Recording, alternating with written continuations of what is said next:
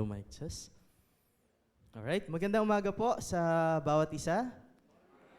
Salamat sa Panginoon sa isa na namang araw na tayo po yung makapagsama-sama. Hindi ko alam kung maulan lang or parang madilim talaga. Pero salamat sa Panginoon at nandito po tayo at patuloy na makakapag-aral ng kanyang buhay na salita. Kamusta po ang bawat isa? I hope tayo po ay excited to worship the Lord and ready yung ating mga puso na tumanggap ng pagpapala mula sa salita ng ating Panginoon. So, allow me once again to read the passage that we will study coming from the book of John, chapter 14, and let me just read verses 1 to 6 before we commit to the Lord in prayer ang ating pong pag-aaral. John chapter 14, 1 to 6, the Word of God says, "Don't let your heart be troubled. Believe in God, believe also in me. In my Father's house are many rooms. If not, I would have told you. I am going away to prepare a place for you. If I go away and prepare a place for you, I will come again and take you to myself, so that where I am, you may be also. You know the way to where I am going." "Lord," Thomas said, "we don't know where you're going. How can we know the way?" Verse 6, Jesus told him, "I am the way, the truth, and the life. No one comes to the Father except through me." Tayo po ay manalangin. Yes, Lord, maraming salamat po sa umagang ito, sa isa namang pagkakataon na makapag-aral po kami ng iyong buhay na salita. Salamat sa iyong kabutihan sa bawat isa po sa amin at patawarin niyo po kami sa aming mga kasalanan. Nawa po ang banal na Espiritu ang siyang maging gabay namin, patnubayan mo po ang iyong anak at ang iyong mga lingkod. Sa iyo po namin pinagkakatiwala ang lahat ng ito sa dakilang pangalan ng aming mananakop na si Kristo Jesus. Amen. Amen. So tayo po ngayon ay nasa ika-anim na I am statements of Jesus. So this is my series of study po. Pero yung pang-pito po ay sabi nga natin, bibigyan natin kay Kuya Bert dahil na-request niya.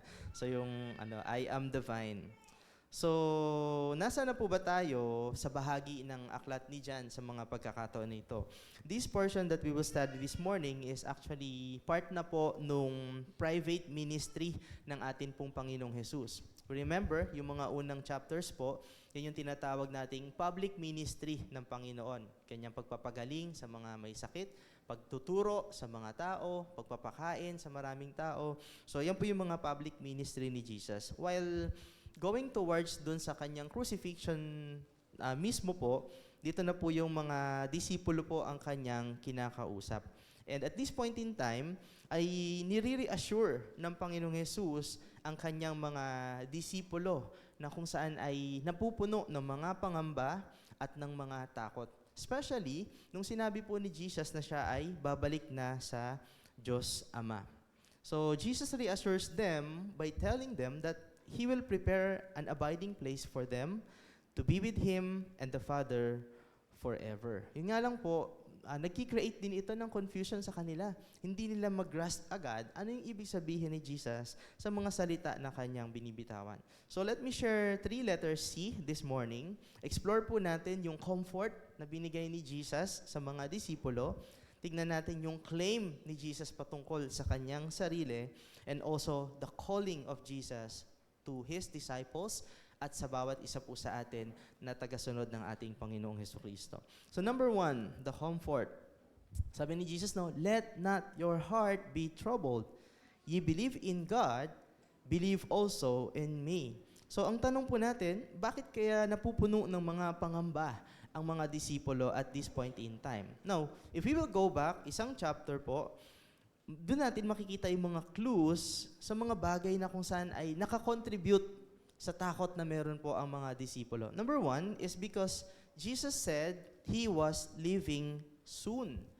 So mababasa po natin in John chapter 13, verse 33, sabi po ni Jesus sa kanila, yung previous chapter, "Where I am going, you cannot come." So ipunin po natin yung mga statement na sinasabi ni Jesus. Tapos imagine natin tayo mga disciples na sinasabihan po nito. So sa puso ng mga disipulo who had given up everything to follow Jesus, yung marinig nila ang salitang ito, it was really devastating. Parang masasabi na, what? After ng lahat, iniwan po namin ang lahat para sundan ka, Panginoong Jesus. Tapos sasabihin ni Jesus, no, where I am going, you cannot come. Bakit po kaya? So, tingnan natin. Ibig sabihin po nito para sa kanila, yung kanilang dear master, yung kanilang teacher, yung kanilang kaibigan, would no longer be with them. At sa isip po nila, si Jesus ang pag-asang matagal na nilang hinihintay na magpapalaya sa kanila po, no, mula sa pagkakaalipin sa mga Romano.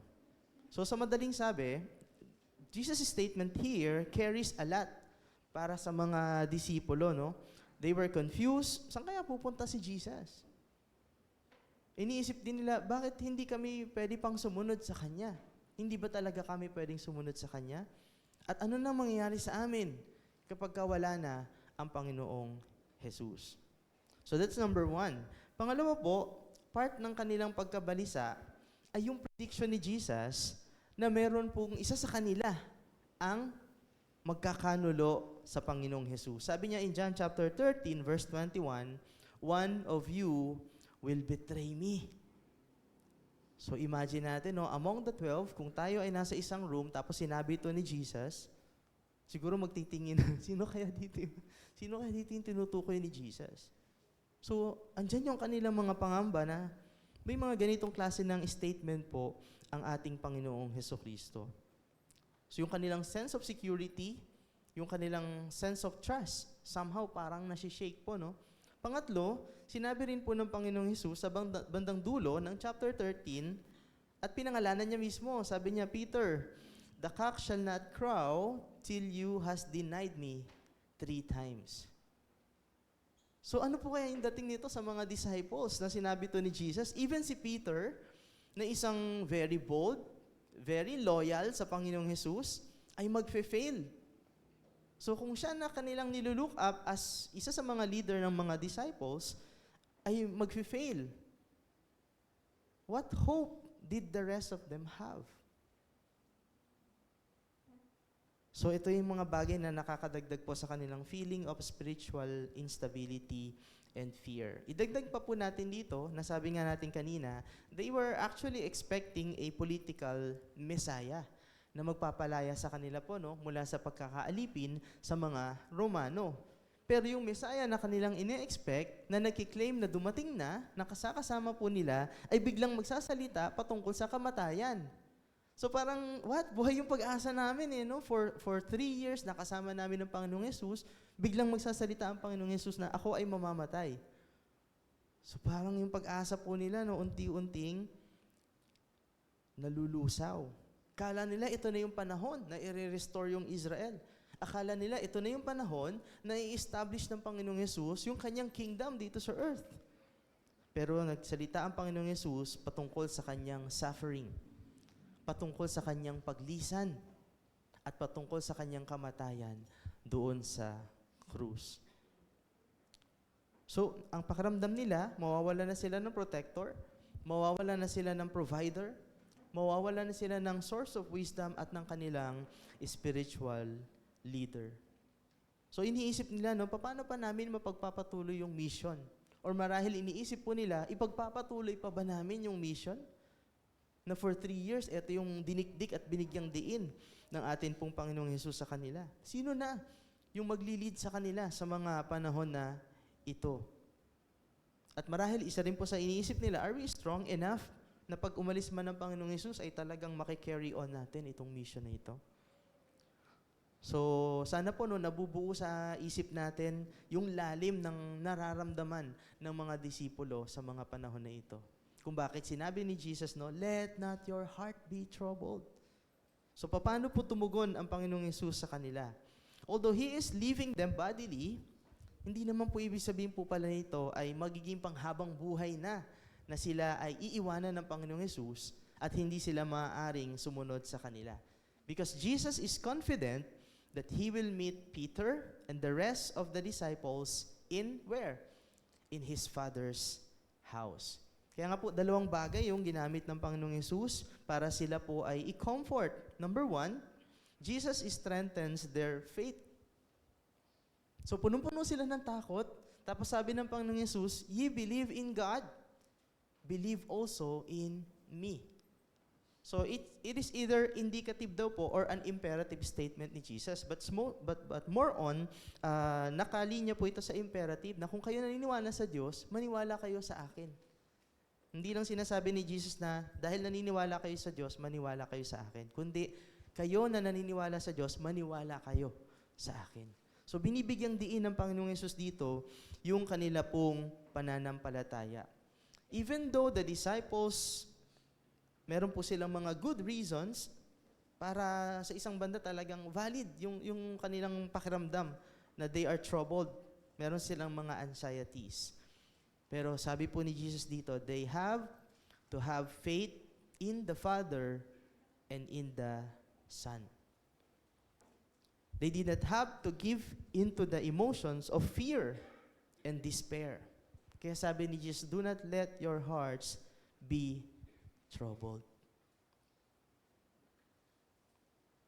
Hindi po sila dapat na matakot dahil later on, i-explain ni Jesus, ano ba yung purpose? Bakit siya aalis? Bakit kailangan niya itong gawin? At dito po binunot ni Jesus yung pangalawang comfort na gusto niyang ibigay sa mga disciples na ito na punong-puno ng takot. And that is the hope of heaven. So unang-una, sabi ni Jesus, no, He will prepare a place for them. Sabi niya, in my Father's house are many rooms. I go to prepare a place for you. Pansinin po natin yung confidence na meron ang ating Panginoong Hesus sa kanyang pagkakasabi. Beloved, to have a place in heaven na reserved for them is one thing. Yung malaman mo na, what? Meron pala akong lugar sa tahanan ng ating Panginoong Diyos. But the confidence in getting them is quite another thing. So hindi lang ito sinabi ni Jesus. Sinabi niya with all confidence. Ipinaramdam niya na itong pangako na ito, na dadalhin ko kayo sa heaven. Pupunta ako doon, iahanda ko ang langit, isasama ko kayo. With all confidence, sinabi ito ng atin pong Panginoong Hesukristo. At ibig sabihin din po nito mga kapatid, bilang mga mananampalataya, meron din po palang nilalaang lugar ang ating Panginoong Hesus doon sa langit. Nakakita na po ba kayo ng mga picture ng heaven kahit sa internet lang? Minsan 'di ba kahit yung mga AI, they are trying to depict yung beauty ng heaven, but I doubt kung kayang-kaya ng computer na i-picture kung ano yung meron po sa langit. Hindi ko na po i-explore kasi hindi naman yun yung topic natin, pero let me read a passage. Ito, binanggit ko rin po ito nung YA Fellowship.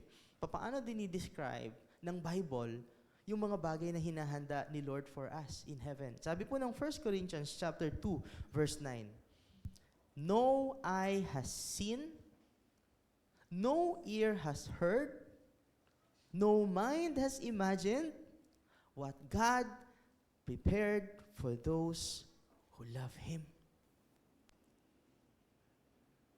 So even yung Bible, hindi niya talaga exhaustively ma-describe yung klase ng beauty, yung klase ng excitement, yung something special na piniprepare ng Panginoon doon sa langit.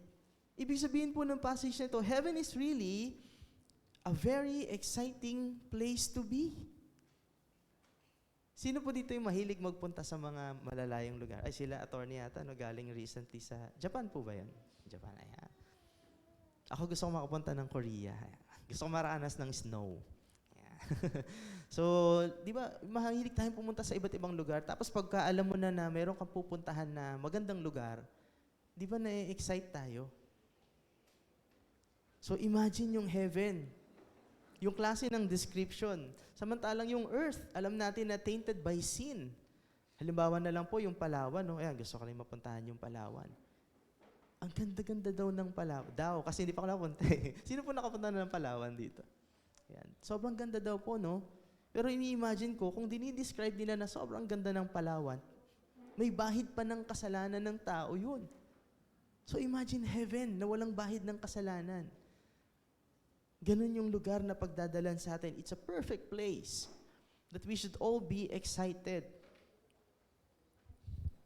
So sabi ng Panginoon, hinahanda ang kalangitan at iwi-welcome ang kanyang mga anak doon po sa langit. Kung dito sa ibabaw ng mundo, barong-barong lang ang meron tayo, no? Ano yung kanta na, I have a mansion, no? Ano nga sa Tagalog yun? Ako'y may bahay. Ay, kahit na kubo ang aking tahanan. Okay, may bahay. Parang mali yung lyrics ko doon, ha? So kahit na kubo ang aking tahanan, no? Hindi tayo dapat na malungkot. Kasi nga, pagdating doon sa langit, talagang hindi natin maikukumpara yung ganda ng heaven. So sabi ng Panginoong Hesus, hinahanda ko ito. Pangalawa, sabi niya sa mga disciples, babalik ako. So ibig sabihin, hindi ko lang kayo basta iiwan. Hindi ko lang kayo basta tinuruan at bahala na kayo sa mission. Sabi ni Jesus, babalikan ko kayo. I will come again and receive you to myself. So kung ating pag-aaralan pala itong text na to, hindi lang yung grandeur of heaven ang binibigyang diin talaga ni Jesus dito. Ang kanyang binibigyan din ng diin ay yung grand reunion with Him. Na isang araw makakasama po nilang muli ang Panginoong Jesus. And this is actually the entire focus of heaven.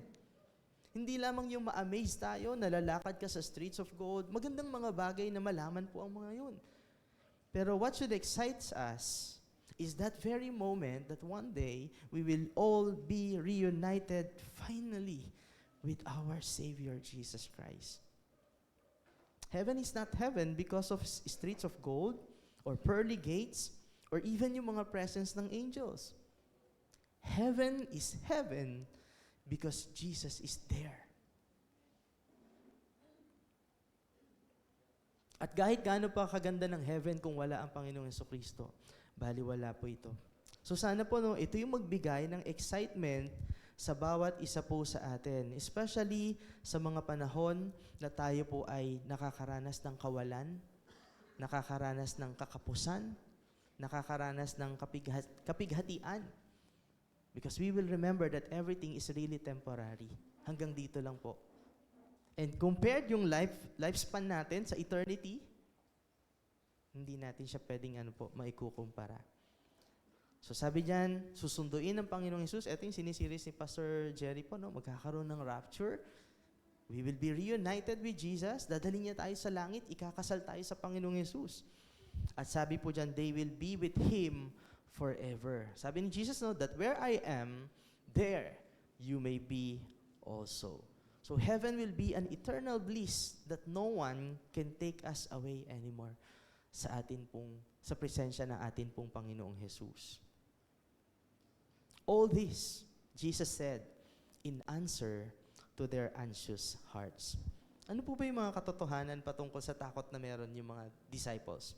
Yung anxiety po ng mga disciples ay nakafocus lamang sa pangkasalukuyan. Di ba madalas ganun din po tayo? Masyado tayong overpower ng mga thoughts natin at present, yung mga pinagdadaanan po natin sa pangkasalukuyan. Pero ang naging sagot ni Jesus to address their anxiety is something that has to do with eternity. So ini-stretch ni Jesus yung mind nila, wag lang kayong dyan nakafocus. There is so much more that at this moment hindi nyo pa ma-comprehend. Pero dapat magbigay ng excitement sa atin. Yung problema nila ay kawalan or kahinaan ng pananampalataya. Kaya sila anxious. Doon na sila sa mga problema nakatingin, hindi na kay Kristo. Kaya ang sinagot po ni Jesus sa kanila ay ang pagsasabi pa ng mga bagay na mas dapat nilang panampalatayanan. Okay, kinakapos kayo ng faith? Sige, bibigyan ko kayo ng something. I will describe heaven. I will describe this place where I am going para mas ma-exercise nyo pa yung inyong faith. So, ganyan po yung ginawa dito ni Jesus, no? Kinakapos sila ng pananampalataya, dagdagan pa natin yung mga bagay na dapat nyong panampalatayanan. Pangatlo, yung mga disciples po ay nakafocus sa earthly matters.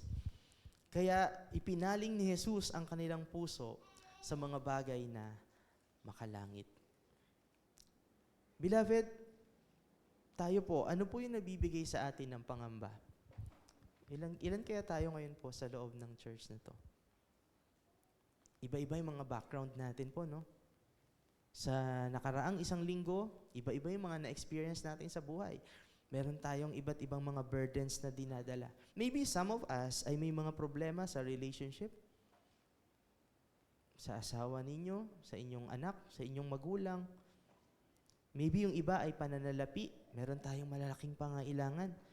Marahil yung iba ay nag-struggle with their business, just like what's happening right now sa amin po. Or yung iba ay naghahanap ng trabaho for a very long time. Nagpipray ka, Lord, please bigyan mo po ako ng trabaho. Yung iba ay nahihirapan sa pagpapalaki sa kanilang mga anak. Young people, listen to this, no? Hindi biro ang palakihin kayo ng inyong mga magulang. Magiging magulang din kayo someday, no? Lord willing. At talagang mararanasan niyo yung bawat pighati, yung mga iyak nila sa gabi, lalo na kapag matigas ang inyong ulo. O di kaya naman, meron ba dito ang magulang yung pasaway? Kawawa naman po yung anak, no? Kapag kayo magulang ang pasaway. Ikaw ba ay may karamdaman? You remember Brother Joel, no? Nakaka-bless yung testimony niya. Bago pa maoperahan, talagang, alam mo sa words niya, nandun yung faith. Hindi ko sa tinataas si Kuya Joel, pero every message na sinisend niya sa pag-update sa atin, I see faith in Him. Ang naranasan mo ba ngayon ay pag-aalipusta dahil sa pananampalataya na tinatayuan mo?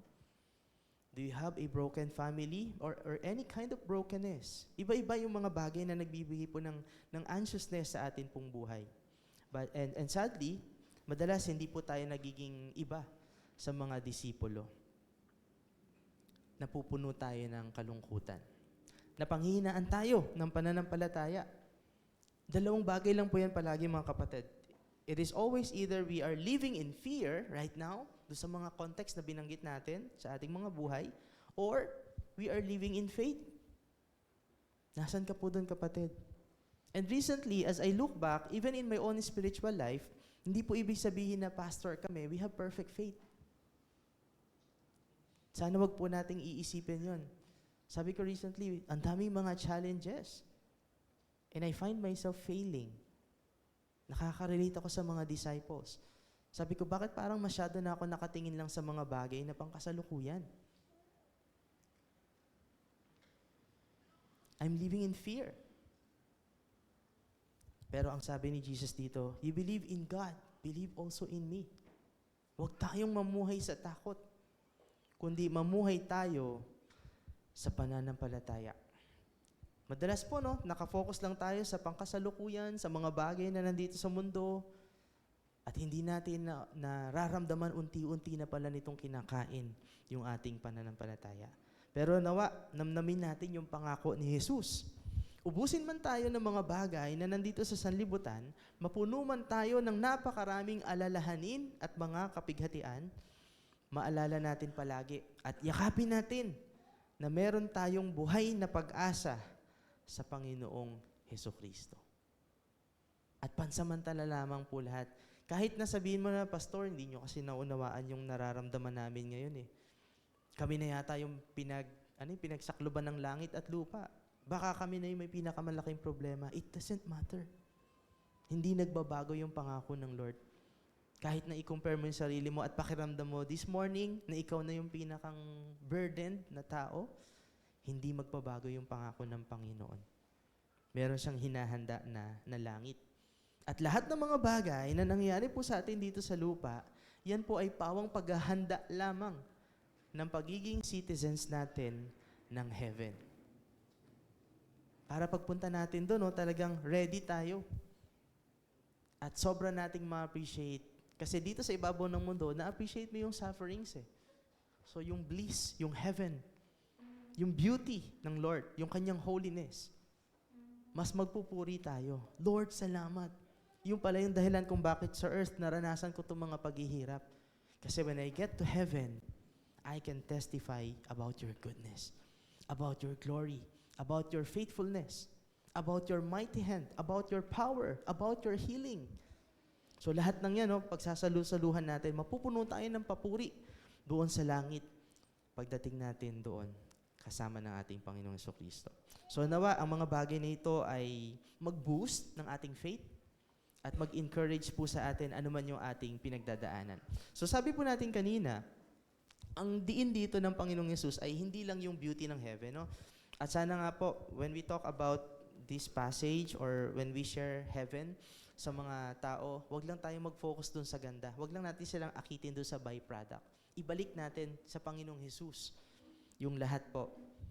Kaya ito yung kanyang ginawa. Yung kanya mismong sarili at kanya mismong presensya ang kanyang binibigyan po ng emphasis dito. Ano po yung claim ni Jesus patungkol sa kanyang sarili? In verses 4 to 6, sabi po dyan, whither I go, ye know. Ito, pansinin niyo po yung, basahin niyo po sa Bible yung 4 and 5. Meron po diyang laro ng salita. Sabi ni Jesus, whither I go, ye know, and the way ye know. Yung ye, sa King James Version po, yan ay plural ng you. Kasi kausap niya yung mga disciples po, no? Sige po, isasabihin ako, napigilan ako. So sabi naman niya sa verse 5, Thomas said to him, Lord, we know not whither thou goest. Hindi namin alam, Lord, saan ka pupunta. Paano namin malalaman yung daan patungo sa patutunguhan mo? Sabi ni Jesus sa verse 4, alam nyo kung saan ako pupunta at alam nyo ang daan. So sabi ni Thomas, hindi. Ano ang totoo? Verse 4 or verse 5? So sabi ni Jesus sa verse 6, I am the way, the truth, and the life. No man cometh unto the Father but by me. So balikan po natin. Sa verse 4, Jesus is affirming that they know the way to heaven. And Jesus is actually speaking here in a spiritual sense. And at least we know na sa mga teachings ni Jesus, na ituro niya to sa kanila sa maraming pagkakataon na alam. Kaya sinabi ni Jesus, alam nyo kung sino yung daan or ano yung daan patungo sa langit. And Jesus is referring to himself in verse 4 na siya yung daan patungo sa langit. Kaya nga inulit niya po yan sa verse 6 eh. Pagdating naman po sa verse 5, Thomas was thinking of a literal spatial place. Kaya dinidinay niya na hindi nila alam. Saan ba yung heaven? Sino po dito yung nung bata kayo, sinusundan niyo yung dulo ng rainbow? Nagawa ko po kasi yun nung bata ako. Nakita namin yung rainbow, sabi namin sa mga kaibigan namin, tara, puntahan natin yung dulo. So hindi namin naabot, no? Parang pupunta ka daw sa isang special na place. So parang ganun yung iniisip dito ni Thomas, no? Saan ba, where on earth is heaven? Parang ganyan. How can they get there? So literal yung pagkakaintindi niya. So ibig sabihin po pala, both verse 4 and verse 5 are true. Magkaiba nga lang sila ng emphasis. Kasi iba yung naisip po ni Thomas. So yung two verses na yon are not contradictory. Jesus' words are spiritual in nature. He is referring to himself. But the disciples' doubts and questions are earthly. Kasi nga, hinahanap nila, ang talinhaga naman ng salita ni Jesus, no? Saan ba namin hahanapin tong heaven dito sa earth? Pero you know what? Ang talino ng Panginoong Jesus.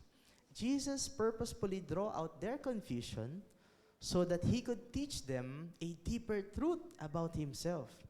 Ito yung strategy po ni Jesus, no? Talagang mag-create siya ng mga confusion sa isip ng tao para habang naglalaro yung isip ng tao doon sa mga bagay na tinuturo ni Jesus, mas bibigyan pa niya ng diin yung gusto niyang sabihin sa kanila. So dito na nga po binanggit ni Jesus yung tugon niya kay Thomas.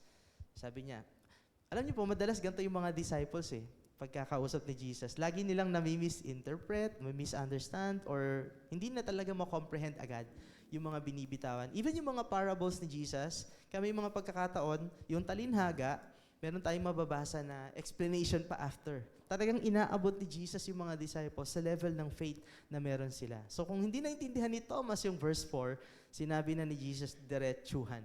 Sabi niya, I am the way. Dinagdagan pa niya, I am the truth and I am the life. So Jesus is saying here na siya po yung tanging daan patungo sa langit, patungo sa Diyos Ama. At nung kiniklaim ni Jesus na siya lang yung tanging daan, ibig sabihin po ay hindi siya ay isa sa mga daan lamang. Kagaya po ng pinaniniwalaan ng maraming mga tao. Okay, kami ang pipiliin naming daan ay patungo kay Muhammad. Ang patutunguhan namin naman ay patungo kay Buddha. At sa inyo siguro si Kristo, siya ang inyong daan. Di ba ganun po yung iniisip ng mga hindi mananampalataya? Pero iba ang claim dito ni Jesus. Sinasabi niya na ako lang. Wala nang iba na daan patungo sa langit. Jesus means that there is no other way to the Father but Himself. Hindi ang relihiyon na meron po tayo. Sabi nga po natin, no, kahit maging Baptist ka, kagaya ng Alpha Baptist Church, no, kung wala naman sa'yo si Kristong totoo, hindi tayo makakarating sa langit. It's not by earning a good moral na ikaw na yung pinakamabait na tao, kaya tingin mo, sa langit ka mapupunta. Kasi pastor, lagi naman po ako nagpe-pray, lagi naman akong gumagalang sa magulang ko, mabait po akong bata, kaya ako mapupunta sa langit. No, hindi yan yung sabi ni Jesus dito. Not by doing good works. So hindi yan yung binigyan ng diin po ni Jesus, but only by the person of our Lord and Savior, Jesus Christ. Not your religion, not your good morals, not even when you are full of good deeds. Kasi nga sabi natin, without Jesus, you can't go to heaven. Do we remember a person na meron po ng mga bagay nito? Pag pumunta tayo sa John chapter 3, we remember Nicodemus? Di po ba? Isang priest. Bilang priest, masasabi natin na meron siyang good morals. He is a religious person. Pwedeng sikat siya. Marami nakakilala sa kanya. Nagpipray siya palagi. Laman siya ng templo. Lahat yun, meron po siya, kumpleto. Parang ano pang hanapin natin kay Nicodemus? Para hindi niya isipin na siya ay mapupunta sa langit. Yun nga iniisip ng mga Hudyo lalo na ng mga religious leaders nila. Pero nung nakausap niya si Jesus, kahit meron siya nung 5 na yun, ang naging tugon ni Jesus sa kanya, Nicodemus, you must be born again. Ang ginamit po ata doon ay ye. Ibig sabihin, Nicodemus, hindi lang ikaw. Lahat ng mga kasama mo. Kahit meron kayo niyang 5 na yan, ye must be born again. Unless a person is born again, sabi doon, he cannot see the kingdom of God.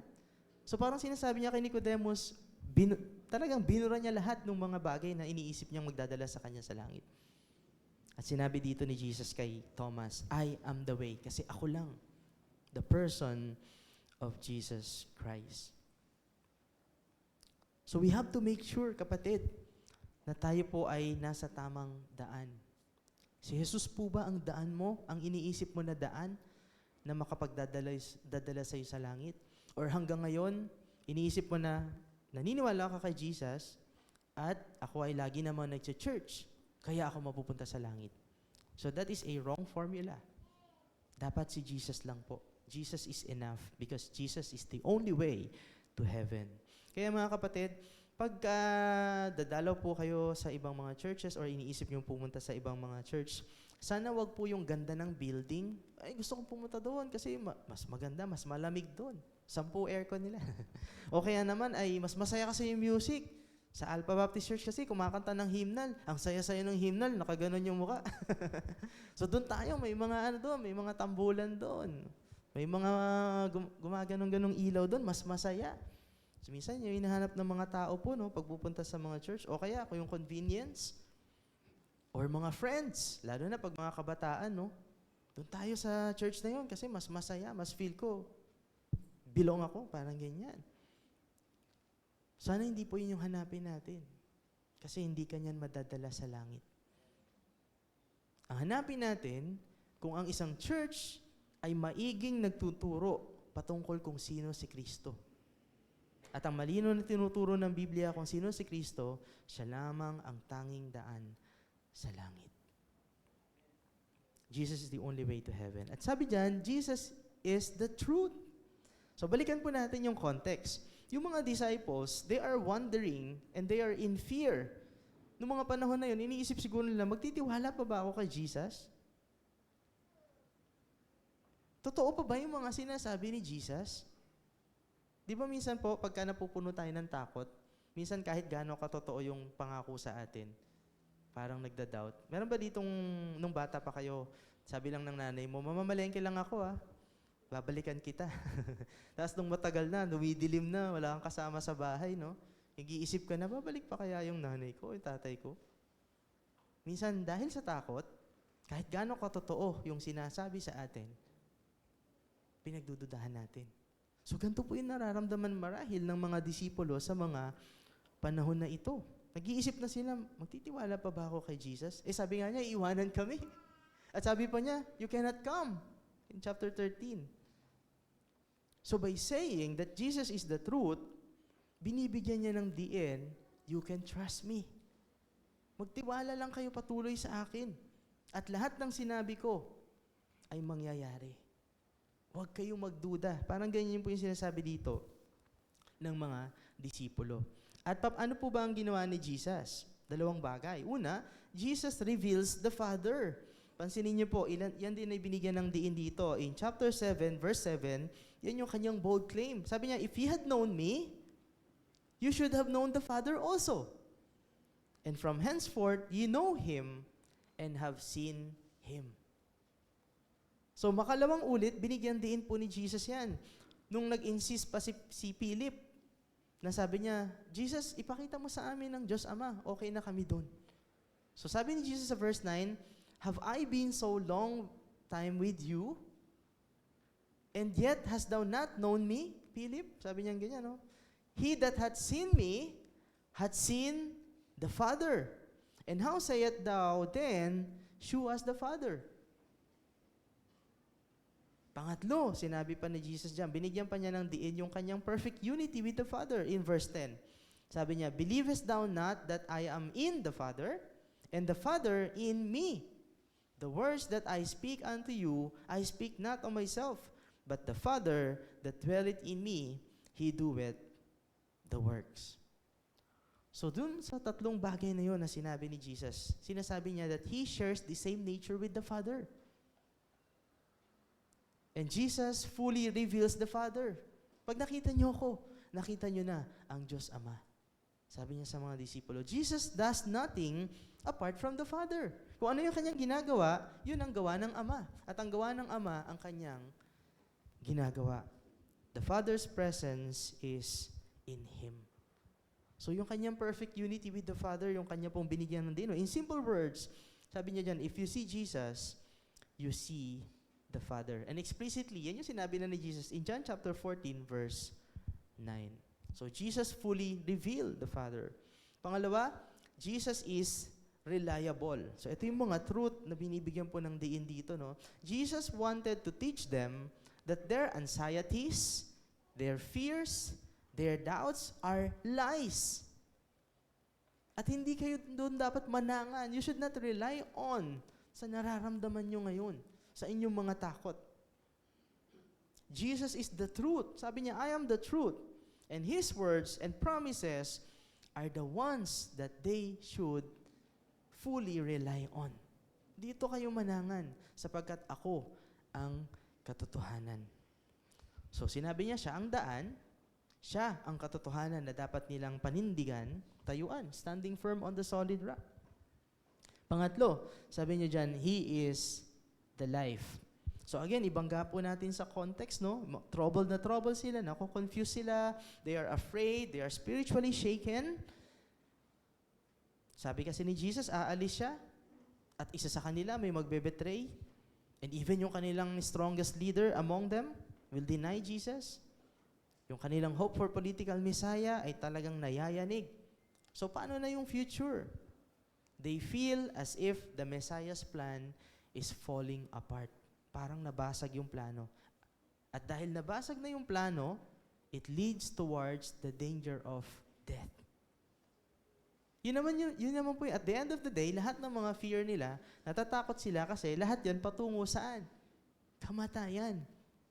Tagasunod ako ni Jesus eh. Paano na pag pinersecute si Jesus? Kaya nga po nung hinuli si Jesus, saan natagpuan yung mga disciples? Nagpulasan sila. Because of fear of death.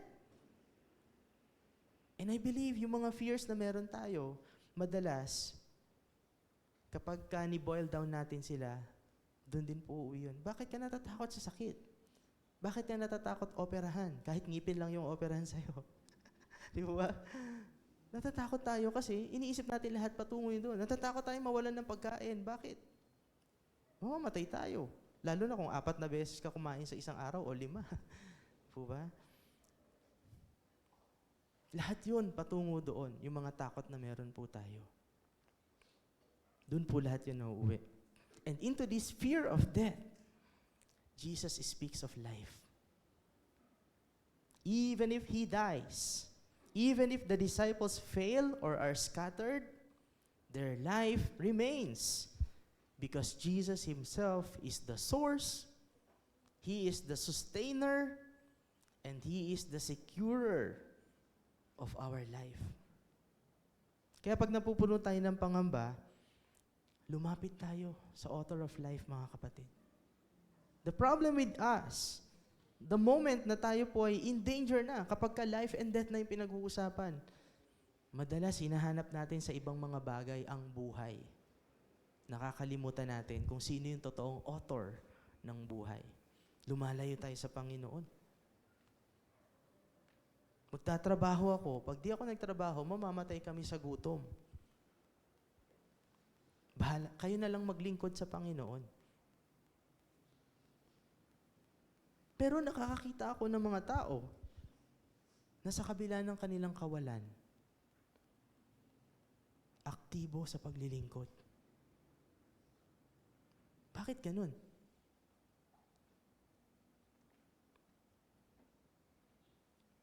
Minsan po ba naisip natin yun?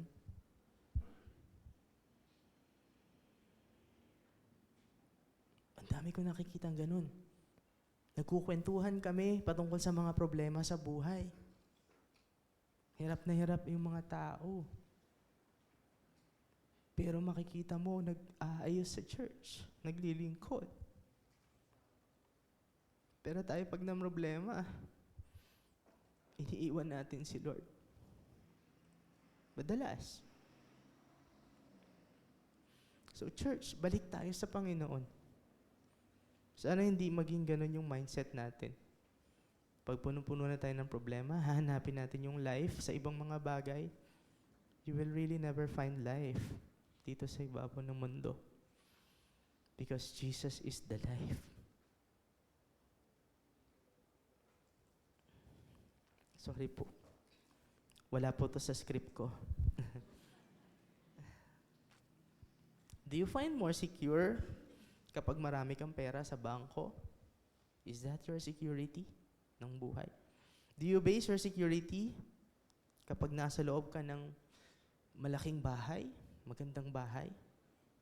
Hindi ako takot sa bagyo kasi okay naman yung bahay namin. Hindi kami mamamatay sa bagyo na yan. Do you find security of life kapag may trabaho ka? Tapos pag nawalan ka na ng trabaho, nangangamba ka na. Sana hindi ma-misplace yung ating security in life.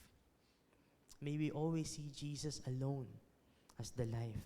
He is the way, He is the truth, and He is the life. So sa pagbibigay ni Jesus po ng comfort sa kanila, so that's number one, He is trying to comfort them talaga. At sa pagbubunyag ng kanyang pagkakakilanlan, ni-reveal niya yung kanyang sarili as the way, the truth, and the life. Ano yung panawagan ni Jesus ngayong araw sa kanilang mga disciples at sa atin? The call, number 3. Sabi, believe that I am in the Father and the Father in me, or else believe me for the very work's sake. Kahit yun lang, sabi ni Jesus sa verse 11. Verily, verily, I say unto you, he that believeth on me, the works that I do, shall he do also. And greater works than this shall he do, because I go unto my Father. So number 1, Jesus urged them to believe in His unity with the Father. Ilang beses pong binanggit yung salitang believe?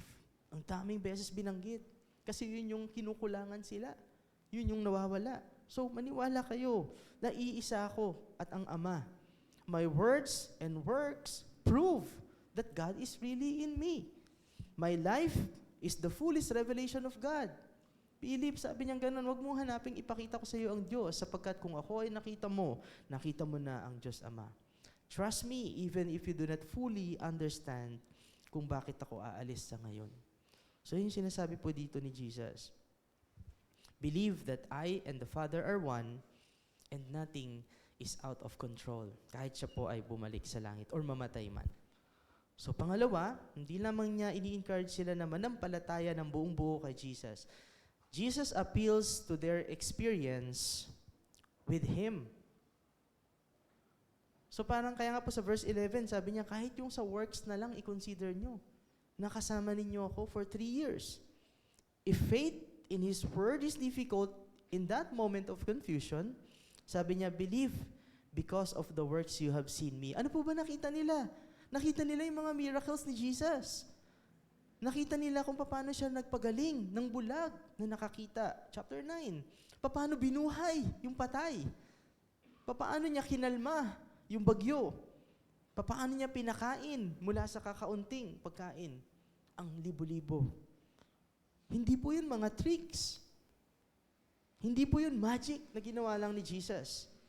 These are the Father's works proving who Jesus is. So sabi niya, you can trust me because the evidence of my life is enough. Kitang-kita ninyo yung mga ebidensya. Ang sarap lang isipin kung paanong inaabot ni Jesus yung level of faith ng mga disciples po, no? At sa atin din po, if we find it hard for a moment to trust what Jesus can and will do, lalong-lalo na po pag nandun tayo sa mga sitwasyon, di ba ganun po tayong mga tao? Ako na-realize ko, ganun din po pala ako eh. Yung parang, ang daling sabing nananampalataya ka, pero at the back of your mind, kaya ka pala okay, kasi alam mo may magagawa ka pa. Pero the moment na umabot ka na dun sa bingit, na wala ka nang makita, dun mo mabidiscover kung totoo yung pananampalataya na meron ka. And I find myself failing many times. Sabi ko, pag wala na akong makita, kulang din pala yung pananampalataya ko. So kung right now, nahihirapan tayong manampalataya, kung nandun tayo sa sitwasyon na yon, think of what He has already done. Sabi ni Jesus sa mga disciples, balikan nyo, kahit yung mga works ko lang. Sabi niya ganyan. At yun yung magbibigay po sa atin ng sapat na pananampalataya na hindi tayo papabayaan ng Lord. Never niya tayong pinabayaan. At naisip ko nga rin po, ang daming mga surprises talaga ni Lord. Just trust in Him. Papatunayan niya sa'yo that He will provide for all your needs. And I believe, marami po tayong mga baong patotoo this morning, no? Baka pag nagpa-testimony tayo, hindi maubos yung oras natin sa lahat ng pagpapakita ng kabutihan ng Panginoon. So sana panghawakan po natin yun. Kung paano siya naging mabuti sa atin sa nakalipas na panahon, asahan natin na sa mga darating pang panahon, hindi magbabago. Anak tayo ng Diyos eh. Pababayaan ba niya yung kanyang anak? Di ba mga magulang na nandito, kailan niyo po pinabayaan ng inyong mga anak? Di ba kahit nga po minsan matigas ang ulo nila, andun pa rin yung magulang na nagbibigay ng nag-aaruga, nagpapakain, nagpapatira, nagbabayad ng Meralco, Manila Water, lahat. How much more yung Diyos natin sa langit? Higit yung kanyang care to help us, to provide for us, and to mold our faith para mas maging kamukha tayo ng Panginoong Yesus. So, pangatlo, hindi lamang sila binigyan ng diin na manampalataya, hindi lamang sinabi ni Jesus na balikan ninyo. Ano ba yung experience nyo kung sino ako? Ano ba yung mga gawa ko na nakita nyo? Pangatlo, Jesus encouraged them to carry the mission on. So binigyan niya sila ng accountability. Hindi lamang sinabi ni Jesus na magtiwala sila. Jesus assures the disciples that they will do greater than what Jesus did. So in what sense po ba itong greater? Hindi ibig sabihin na may higatan natin in power or in quality si Jesus po, no? Kundi sinasabi lamang po dito ni Jesus, in terms of scope, gagamitin ko kayo para abutin naman yung mga tao pa na hindi nakakilala kay Jesus as the way, the truth, and the life. So Jesus assumes that a true follower of Jesus will continue His mission. Kasi di ba po mga kapatid, kung naunawaan natin na si Jesus pala yung katotohanan, siya lang pala yung daan, at siya ang buhay, marapat lamang na ibahagi po natin siya sa mga tao na nasa sa maling daan, nababalot ng kasinungalingan, at mga taong walang buhay. Again, yung palagi natin ginagamit po na example, nung pandemic, kahit nga hindi pa confirmed, may maamoy lang tayo na, may gamot na sa COVID. Ang bilis niyan kumalat online, tama po? Kasi that's the cure. We put our hope dun sa cure. How much more if we really put our hope and we believe that Jesus is the cure? So, binibigyan tayo ng accountability na ibahagi naman natin ito sa ibang mga tao. The disciples fear that Jesus' departure would end the mission. Akala nila, tapos na, aalis na si Jesus, paano na? But Jesus says the opposite. Sabi niya, my work won't stop. It will continue through you. So, kamusta po tayo mga kapatid sa pagbabahagi natin patungkol kay Kristo?